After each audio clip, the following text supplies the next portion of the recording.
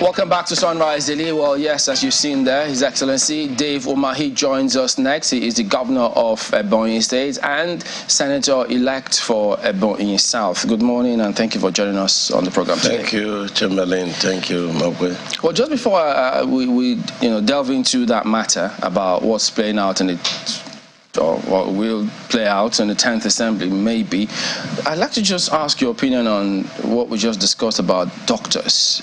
This has just been going back and forth, and part of their grouse is how some states are handling issues concerning them, remuneration inclusive. What do you think of how all of this is being handled, particularly by government, both at the federal and state level? Because some will think, look, young doctors, NRD or NMA, whichever one, even if they make a mistake in the way they approach it, the thing is, in the first instance, there's a grouse there. They've not been paid. Certain things are not right. We shouldn't be in the first place. What do you think of what's going on and how it's being handled? Well, Chamberlain, the problems of doctors going on strike is not different from the problems of other sectors. I think we have so much problems in this country that should convocate, a very urgent need to sit down and discuss. You cannot just isolate one sector of the society and you believe that, you can solve the problem of the society. So I think there is a need, because when there are these agitations, okay, now you talk about the state. Mm-hmm. The state must do exactly what the federal government is doing. Do they have the capacity? The federal government has 52% of the allocation. The state, and local government share 48%. And so it is difficult to expect the states to exactly do what the federal government is doing. And that when you come to true federalism, it is an aspect that allows people to be able to cope based on their abilities and means. And so I think that the doctors should be able to sit down with their governors and be able to, rail out their problems, and then they should be able to engage and discuss. And the governor should be able to place all the problems of the state side by side. Let all the cards be up facing, and then they should be able to. I don't think any governor, will be happy. They take joy in denying workers' welfare. In not, implementing the rights. We're not talking about privileges. The rights of any worker. Because there are some states that didn't even pay for years. And we see how, they struggle, they do whatever they can when they're campaigning. They say all sorts of things. They're coming with a magic wand. They want to solve all problems. And then they get in there, they can't pay salaries. They know the situation of the state before they campaign. But it's not exactly that they have to do exactly what the federal government is doing. I think it has to do with the approach, the way they go about some of these things, because we see it in politics. You all negotiate, you find a way to solve your problems in politics, no matter how bad it is. But we don't see it in other sectors. The campaign promises are different from realities. Only about 5% of leaders keep to their campaign promises. And I always say that people darken a council without knowledge. When you are campaigning, you make all kinds of promises. You don't even know what you are coming in to do. You have no idea. They largely lie to us. For sure. People are very desperate in this country to get to leadership as a means of livelihood. Not everybody that is agitating to be a leader, to come to rule, do have the interests of the people at heart. So when you put campaign promises side by side with the realities you face when you get to office, then you find out that they are totally different ballgame altogether. And that's why they won't be able to keep to their campaign promises. But I want to think that if you are not paying doctors, that is committing suicide. They should be paid. Doctors, people that take care of our health. And if you don't have the means to pay them, if you have lied to them while you were campaigning, you sit down with them, You sit down with the educational sector. You sit down with the economic sector. You discuss and say, look, this is what I'm getting. How do we go about this? And everybody will be satisfied. Nobody will ask you to go and make magic. So I think governors should be able to engage. And I think that people that come to campaign and say all sorts of things, they have no idea about the economy they are going to face. And in this country, even when you have the good intention, you may not necessarily have your ways. The public, they are there. Those even working with you, the House of Assembly, they are at the national level. So it's not just that easy. There are people that engage for their own selfish interest. They engage, just for their own clannish interest. So the campaign promises are totally different from what you see when you are in office. Well, indeed, some governors have been engaging, even though here the NERD observed that many state governors are yet to implement the appropriate CONME structure and domesticate the Medical Residency Training Act. Have you domesticated it in Ebonyi State? Well, we have not talked about that. We have not talked about that. If we talk about that, to domesticate it is one thing. To implement it, in terms of paying for that is another thing. I will not be forced to accept what I know my resources cannot carry. And so I will be able to discuss and say, look, this thing you're asking, sometimes some of these things they're asking are nothing to, worry about. It's something you can make some sacrifices and accommodate. But you must know that it is not only the resident doctors. Yeah, because the doctors, they've been thanking a few governors who have already done that. The governor of Ogun State has, the governor of Ekiti State has, the governor of Bayelsa State has.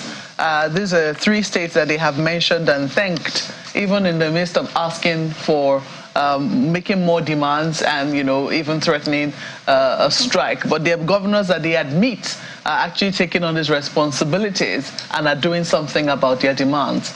But Ebonyi doesn't happen to be one of them. Well, I do not... maybe because of the number of doctors we have, that are very few. How many doctors do you have? I wouldn't be able to say, but because we presently we have, doctors in our 13 General Hospital. There are not much. We are being helped by, the federal government, teaching hospital. But right now we have only one state university. We have 2 federal universities where we have 2 teaching hospitals, including the new one I built. And so this idea of domesticating the residency of the doctors, it has not come to my knowledge. If it comes to my knowledge, even considering that we have very few doctors, we'll be able to do that. Okay, well... and I'm ready to do it before I exit office.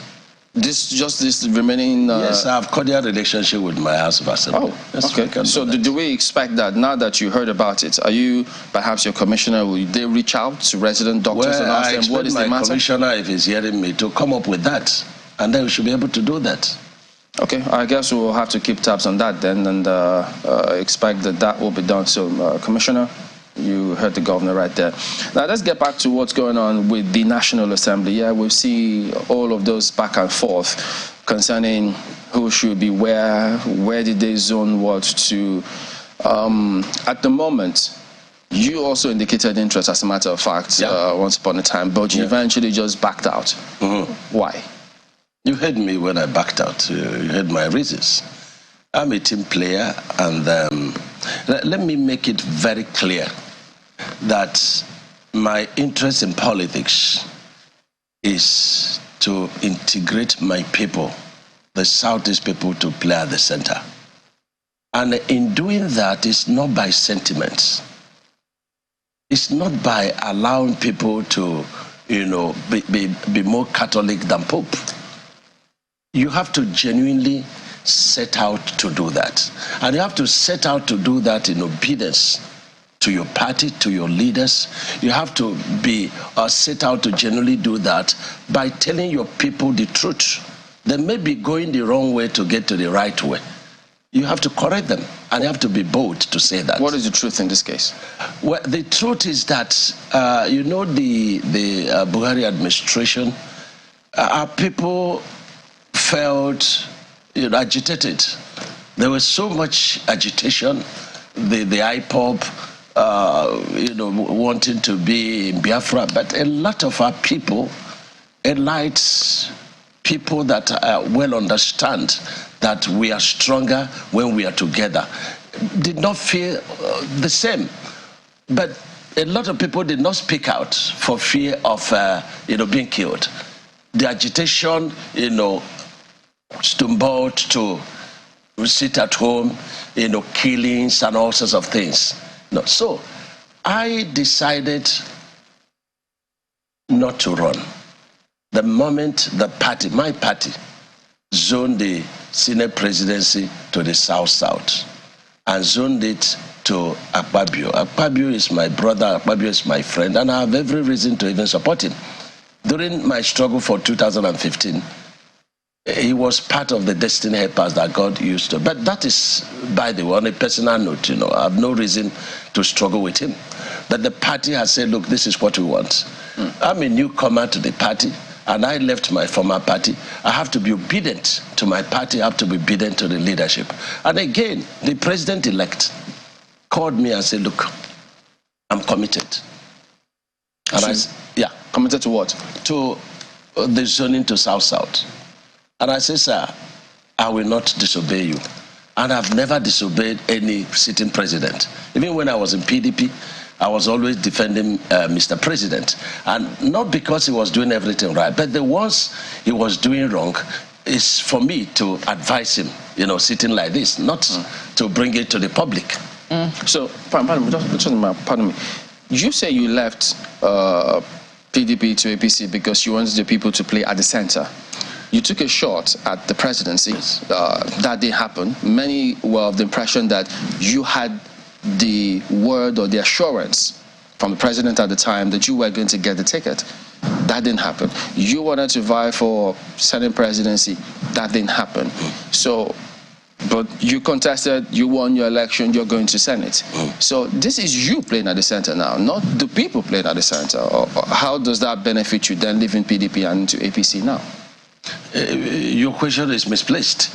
In what way? People, I'm the chairman of Southeast Governors Forum, and by the way, I'm the chairman of Akpabio Barao, campaign for the Senate President and the Deputy Senate President. I'm leading the campaign. So how do you mean me being at the Senate will not play? It's not just. No, what I mean is, because you're not the only senator from the Southeast. Yeah. There are several other senators from the Southeast. Yes. If you were contesting for president and you had a ticket, you would be the president. Let me correct you. I don't need to be Senate president to bring my people to the center. So how are you bringing them to the center? By obeying the leadership of the party, by obeying the president-elect, I've already endowed the people of Southeast to the hearts of the leaders. They're saying, look, the Southeast people are team players. They are not opposed. But you're not the only one in Southeast who has obeyed him. There are several other people in the party who are doing the same thing. I'm the chairman of Southeast Governors Forum. I'm one of the faces of Southeastern people. And so I need to behave well. I need to be appealing before the other regions of the country that, look, we can work together. Look, we desire the unity of the country. And that's the major reason why I said, yes, I will not disobey. And throughout president-elect, when he becomes president, I will not disobey him.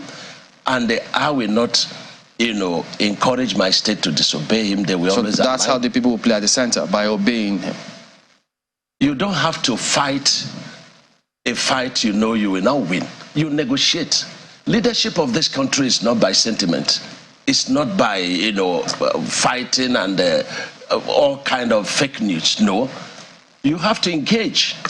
If you want to, you're a woman, you want to marry to a man, you have to present yourself in such a way that the man will not be afraid. You have to present yourself in such a way the man will say, yes, we can live together. That is the issue. Sometimes very few our people say a lot of things they know they cannot implement. And those who don't wish us well take these things to heart. But we are very peace-loving people. We are curators. and we are everywhere. And so we have to correct that character impression that very few of us are creating. We are not antagonistic to leadership of this country.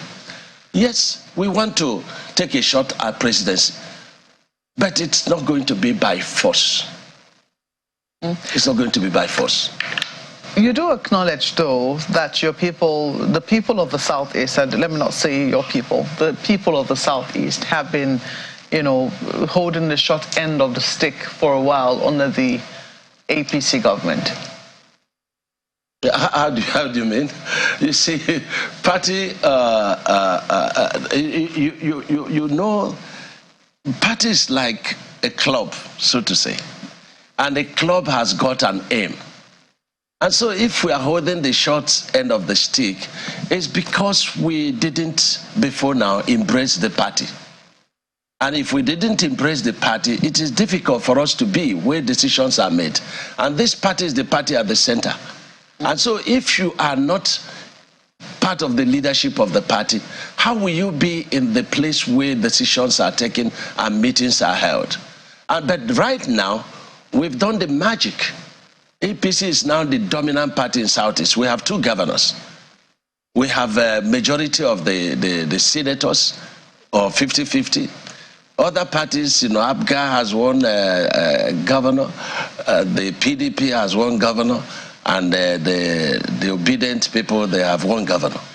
And so we have been able to fight, and that is the aim, and that's my aim. So considering the efforts that you put in, people like yourself and other members of the APC in the Southeast have put in to be able to ensure that you have 2 governors in spite of the perceived, let's say, ill treatment that people of the Southeast feel that they have received from this government. Do you think that it is fair that in a zoning arrangement, the only portion given to the Southeast will be that of Deputy Speaker?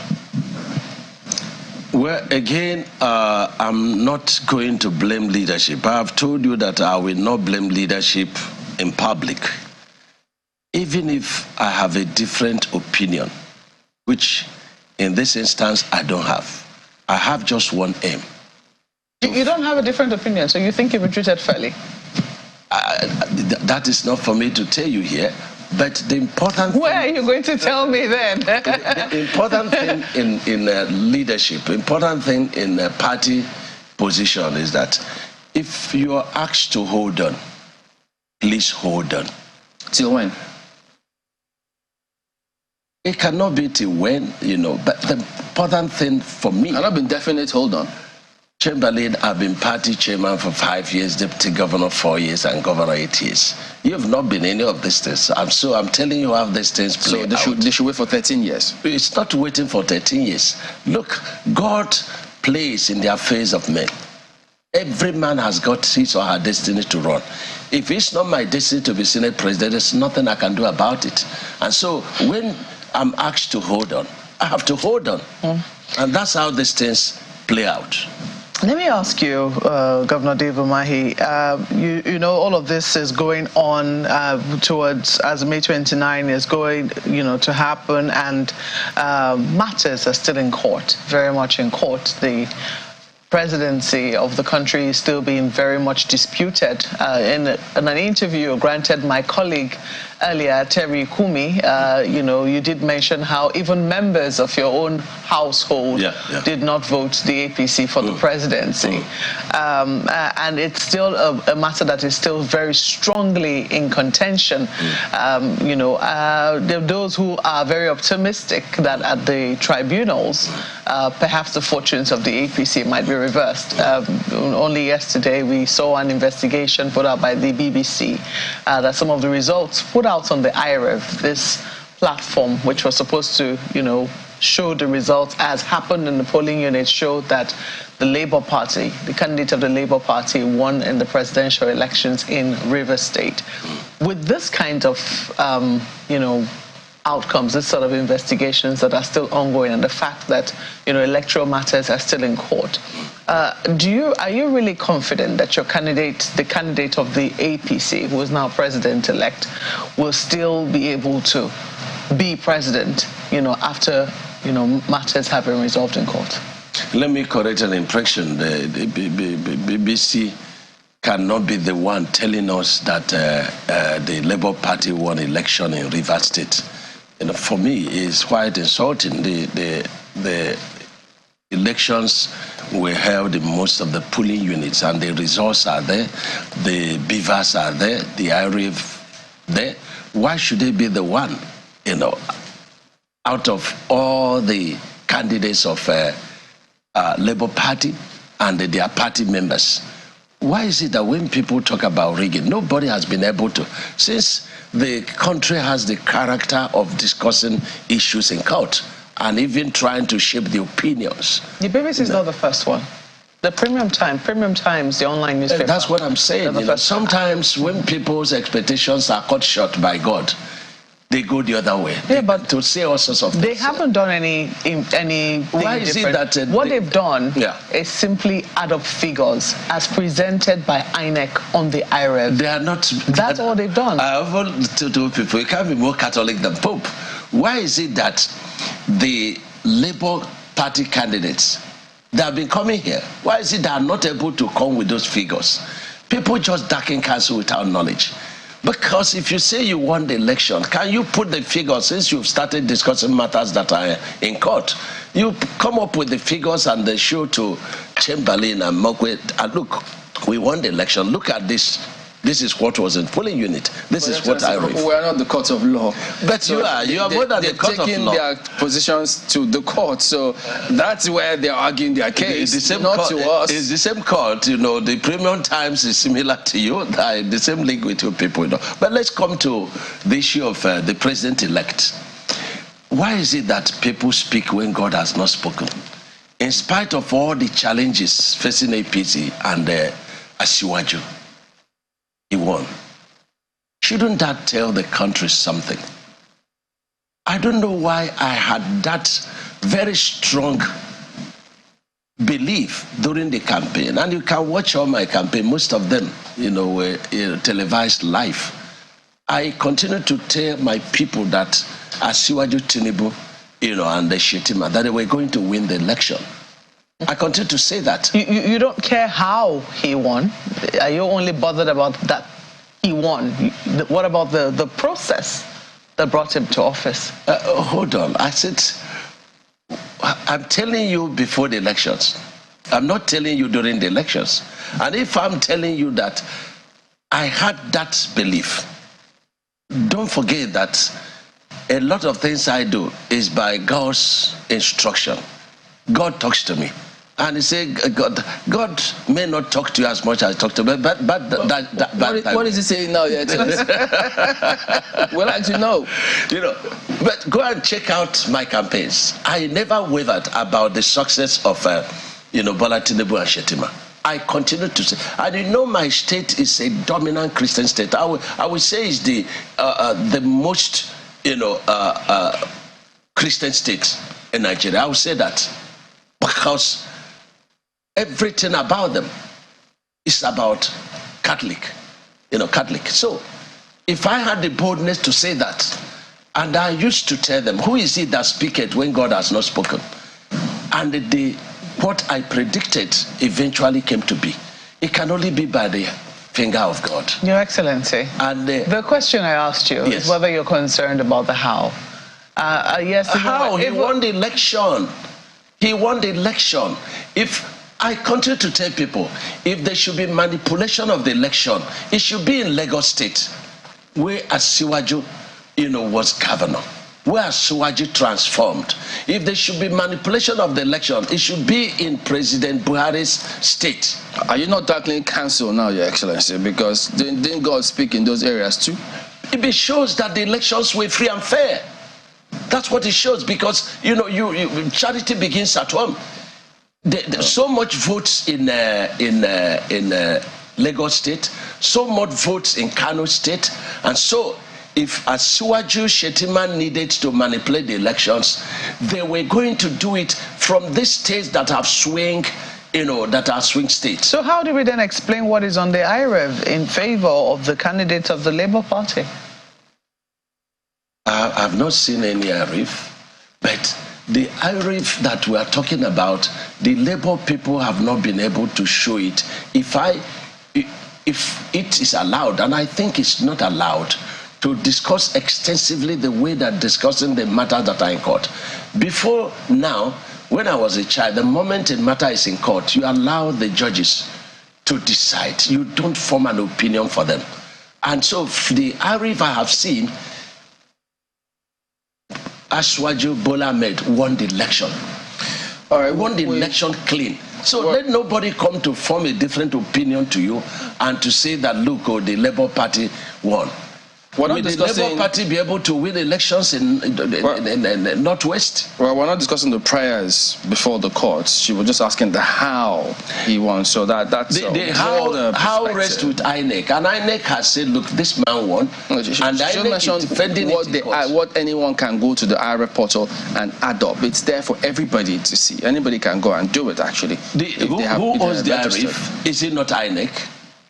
Why should people believe that they know it more than the originators? No, Excellency. If INEC did ask people to go in there, that's why they made it public in the first place. I registered, so I have access to it. It's public funds, not just belonging to INEC anyways. So anybody can go and add figures.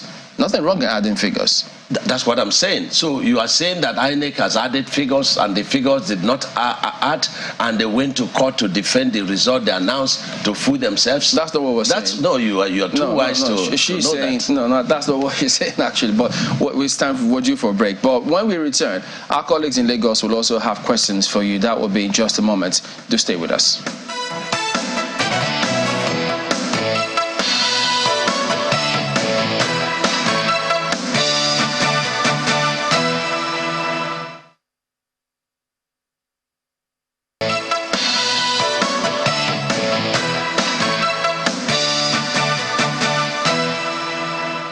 Thank you for staying with us. Your Excellency, Governor Dave Umahi of Imo State, of Abia, beg your pardon, Ebonyi State is still with us this morning. I just want to ask you, Your Excellency, you're going to the National Assembly as well. Give me Timo and to Abia.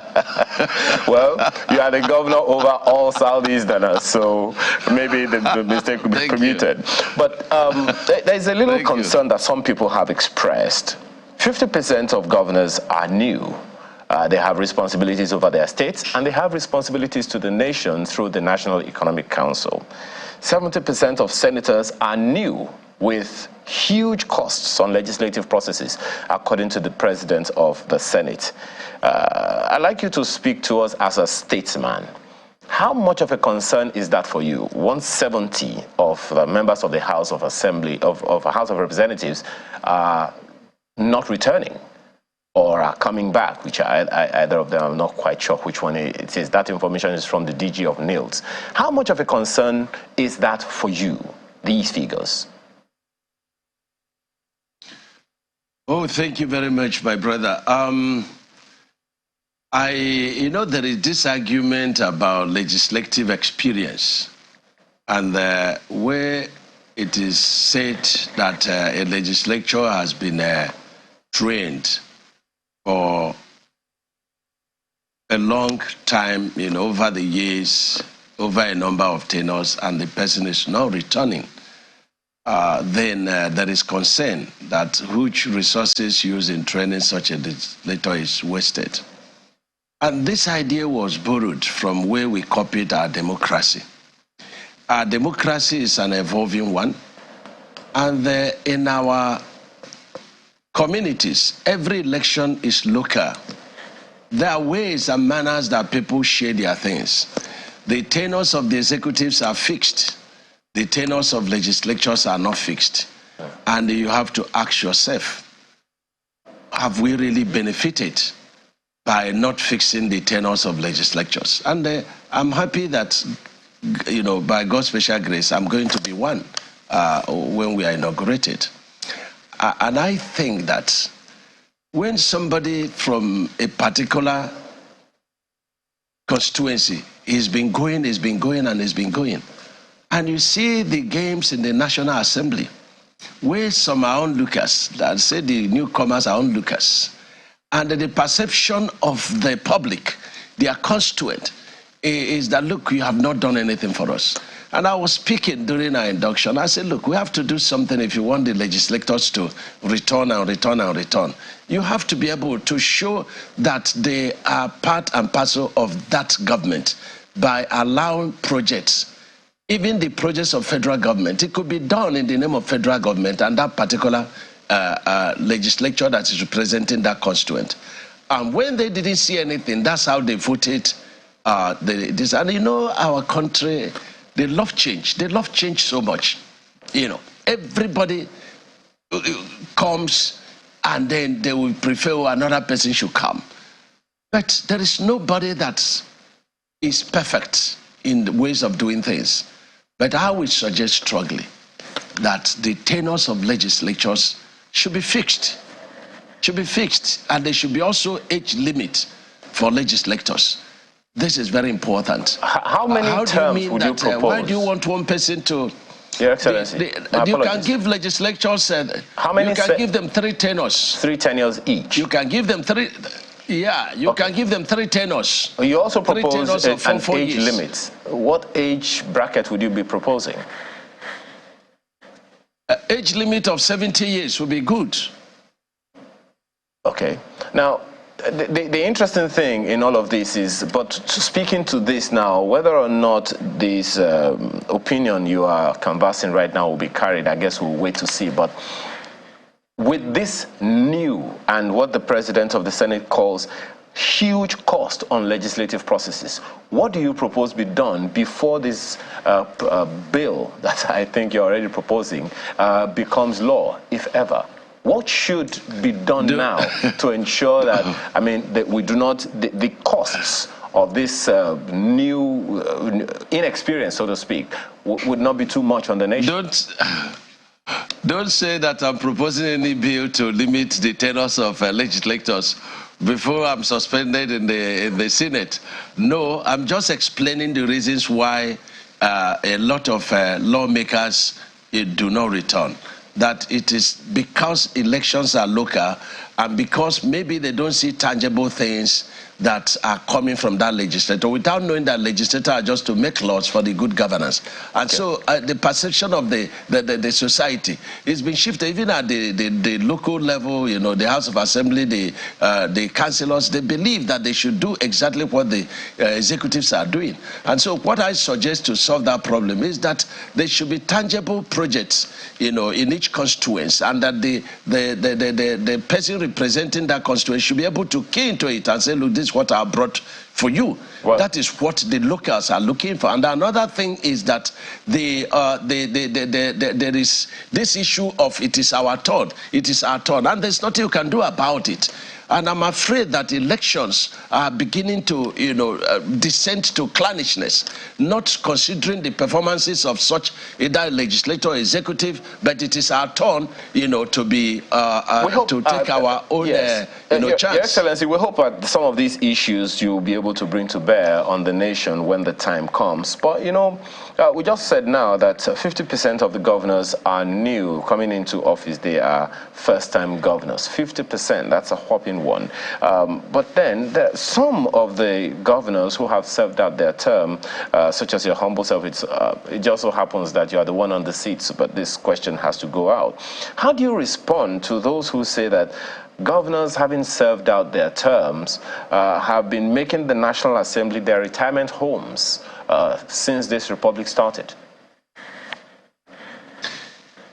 You started by talking about experience.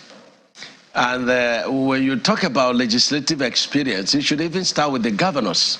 When a governor has, you know, sat on the saddle for 8 years, I have sat on the saddle for 8 years plus 4 years as deputy governor, and you believe the governor has no legislative experience, a man that interacts with the House of Assembly where laws are made, and you know that every state is a microcosm of the macrocosm of the state. It's a subnational.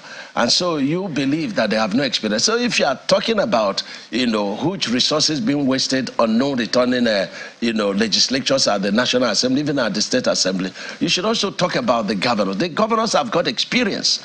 Like I've got experience, especially on the cost of projects in this country and local content. I've done it in my state and it's a huge success. And so it's an experience I'm carrying to the National Assembly. So that is this. So the National Assembly is not a retirement home for governors.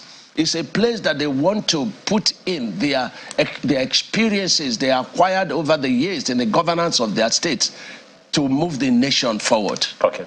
Well, Your Excellency, just one more from me right now, because my colleague is also yearning to go. Some thinkers in the country have proposed that states should collaborate more as regional blocks, regional economic blocks, as it happened in the First Republic. But it would seem like that's happened very sparingly these days. I mean, in recent times, you know, those collaborations aren't happening. Everyone seems to be competing for some space or so.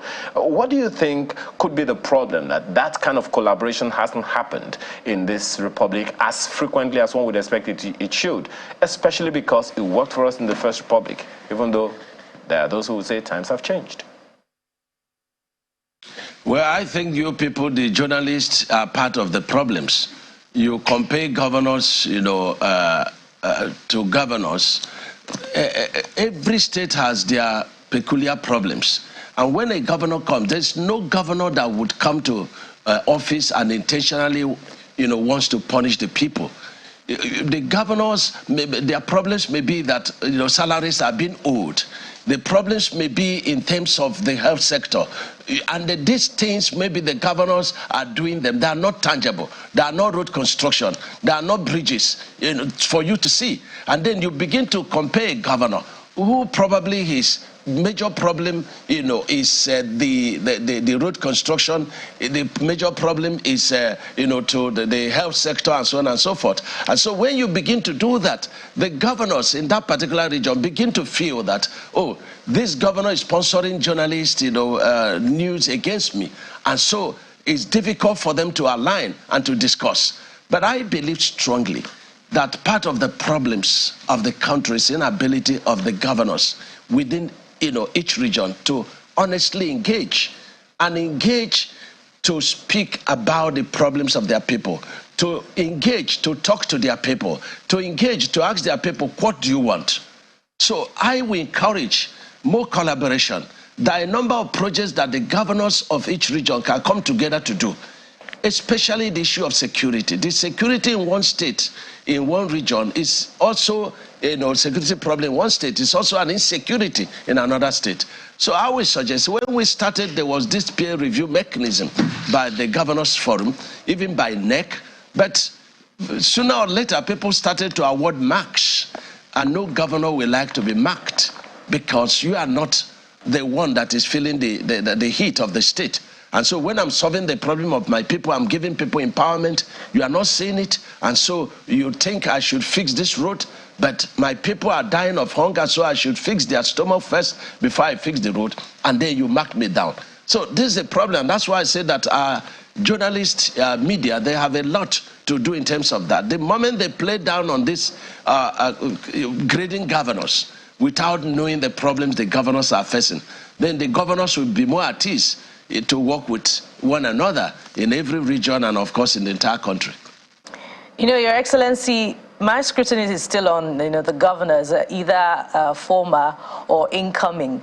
But let's take a look at the list of those who are going to the 10th Senate, you know, coming off the back of my colleague Ayo's concern about the age-long view that the Senate is a retirement home for former governors, even though you say to the contrary. But many are beginning to look at that long list. Yourself, the former national chairman of the ruling party, Adams Oshomole, former Governor Dixon, former Governor Danjuma Goje, almost 10% of the new round of senators in the 10th National Assembly are former governors. And they're saying, look, this list will not necessarily form a huge a block of opposition that will bring the executive to account, but rather to be some form of rubber stamp to the executive in the coming dispensation, regardless of party lines. What are your thoughts on this,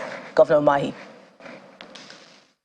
Well, you're one of those that don't like governors to come to National Assembly, and you voted us out, and that's why only 2 governors made it this time to the National Assembly. I didn't even vote, the Your governor Excellency. of Niger State and myself, so I'm sure you voted against us, But the truth remains that a governor, while in the office, was able to advise the sitting president, and when he's out of office, he was at risk even to hold a contrary opinion before a sitting president. So when he's out of office and is in the Senate, he has greater courage to advise a sitting president. But you see, when we talk about rubber stamp, it's because the society expects the National Assembly to be fighting with the executive. How will then progress come about? I have suggested that the incoming president we have to engage. And my opinion about this is that the leader of the nation, the leader of government, Mr. President, when he comes on board, should be able to discuss, do a meeting with the leadership of the judiciary, do a meeting with leadership of National Assembly and leadership of the executive. And these 3 arms of government must come together and ask ourselves, do we need to move this country forward? And if all is saying, all are saying yes, then you have to now say, okay, these are the templates, and we are not going to deviate from this template. And right now you look at the issue of security, you look at the issue of unemployment. And next time when I come on board, I'd like to talk about the issue of unemployment, because our people should also be ready to take up employment. They should be ready to do the kind of works they go outside this country to do. And this is very important. And so I believe strongly that if we have common goal to reset the nation, the path of peace and unity and fairness, equity and justice, to reset the nation on the path of Nigeria first before any other person, to reset the nation on the path of honesty and leadership and fear of God. I believe strongly that this issue of rubber stamp will not come to be. Because the executive will not be bringing bills that will be resetting the nation backwards. I believe strongly. So Your this Excellency, nation must... Your Excellency, constructive engagement. I'm saying that there must be engagement. Pardon me if I may come in, Your Excellency. Constructive engagement on issues such as the Ways and Means requests, taking a second look at it before approval, the 800 million naira loan from the World Bank, perhaps withdrawing or taking a second look at it before giving approval will not be, a fight with the executive. But let's move on with the conversation as we look at, No. Let me tell you something about that. The issue that, for me, before the executives send their bills to the National Assembly, there is a need for the leadership of the executive and leadership of the National Assembly to first and foremost discuss informally. This is very important. And that's why the leadership of National Assembly should be people that can easily, because democracy is about dialogue, persuasion. If an enemy goes to the president, passive enemy, if somebody who is so opposed to everything the president is doing becomes the Senate president, for example, if somebody who doesn't share the same vision with the president, becomes the Senate president or the speaker, then the opinion is already made. There's one lawmaker in the opposition party, and he said, look, we are paid to oppose. So the mindset is to oppose, no matter what it is. And you oppose this in such a way that you carry the public, sentiments, and they see that, oh, you are fighting for them. You are not fighting for them. Fighting with the executives will not move this nation forward. So in order not to talk about rubber stamping or not rubber stamping, and that our society is also such a one that the moment bills are passed that are sent by the executives, the National Assembly is a rubber stamp. No, there should be a robust, private engagement before bills are brought to. And the National Assembly should be able to explain to the public, the benefits of such bills. It is very important. So while we are engaging within the 3 arms of government, we also have to collectively engage without downplaying any other arm of government, so that we are all in synergy to move this country forward. Well, Excellency, as you wind down, are you leaving a debt profile of 76.5 billion naira for domestic debt and $58.57 million foreign debt profile in Ebonyi State? There's nothing like that. Yes, we inherited huge domestic debt. We inherited huge foreign debt, and we have been paying. I'll be leaving a domestic debt of about 35 billion, and the issue of foreign debt. $35 billion or naira? Did you say 70? No, I'm asking you. Did you say $73 billion? 76.5 billion naira and $58.57 million. Chevali is in naira. I'm saying that I'll be leaving a domestic debt of 35 billion naira, less than what I inherited.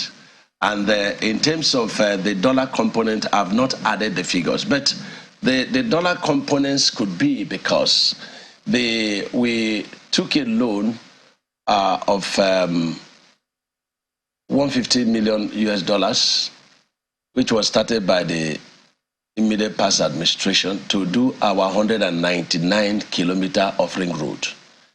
I took off 53 kilometers of ring road of that section to do, and I completed as state government to because the amount was going to be more. Of course, we were expected to put 25%. So my 25% was to do that 53 kilometers. I've completed that, on concrete. And so the African Development Bank and the Islamic Development Bank, they took the remaining part of it, and that's where the $150 million US is coming from, and it worth it. When I went round last week to commission the projects, I had, tears of joy. You can see the joy of the people. It's traversing through 8 local government of our state, and they're on concrete road. The lifespan is about 60 to 80 years, and so it was it. The other one was $12 million US for our Abakaliki water storm project. It also was initiated by the previous administration. Today is completed. When I came on board in 2015, every year we had a lot of casualties as a result of flood. Not just properties, but lives were also lost. And these were the only 2 loans, foreign loans, that came in my time. And they were all initiated by previous administration. I was a businessman, and one of the things I hated was borrowing. Because he that goes borrowing goes sorry. So I didn't like borrowing, so I was very careful. And by God's special grace, I midwife the next administration in my state. So I wouldn't leave debt for them. I wouldn't leave tears for them. If they succeed, I have really succeeded. Okay, we're not able to take on the passion. Apologies, guys. But let's take a look at some of the messages. But we have to thank you for coming on. Your Excellency, Dave Umahi is governor of Ebonyi State and senator-elect for the forthcoming. And you have to emphasize the discipline, in our party, that since the party has taken position on Akpabio, Barau, and Abbas and Carlo, I'm appealing to our colleagues. I'm appealing to my brothers from the north, especially my very good friend and brother, Senator Yari. Let's respect the feelings of the people. The feelings of what should be uppermost in our mind now is how to reset this country. That is very important. Now, we cannot do it by opposing the position. And again, the president-elect is a king. The sitting president is a king. You don't allow the king in the party. Not king in the party. He says the leader.